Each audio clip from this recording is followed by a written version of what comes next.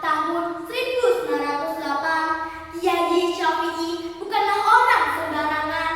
Beliau adalah pengelana ilmu dari Cirebon hingga ke tanah suci Mekah, lalu kembali ke Tebu Ireng dan Kaliwungu. Ketika beliau pulang ke Pekalongan, musola di samping rumahnya tak pernah sepi. Suaranya saat mengajar tafsir Al-Quran menyejukkan hati, tapi hatinya terbakar ketika melihat bangsanya dijajah oleh Jepang.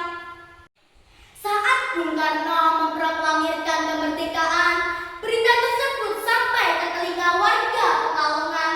Namun Jepang di Pekalongan masih keras kepala. Mereka tak mau menyerahkan senjata.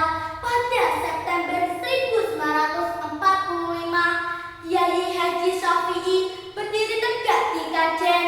Beliau melopori pengibaran sangsaka merah putih. Kibarkan, jangan biarkan warna lain menutupinya. Ini adalah tanah kita, tanah Indonesia. Suatu sore di serambi pesantren, seorang santri datang dengan napas terengah-engah. Kiai, gawat Kiai, pasukan Jepang sudah masuk di pinggiran kota. Mereka merusak pasar dan menakut-nakuti warga. Kiai Syafi'i berdiri tegak, melipat kitabnya dengan tenang, namun matanya memancarkan api perjuangan.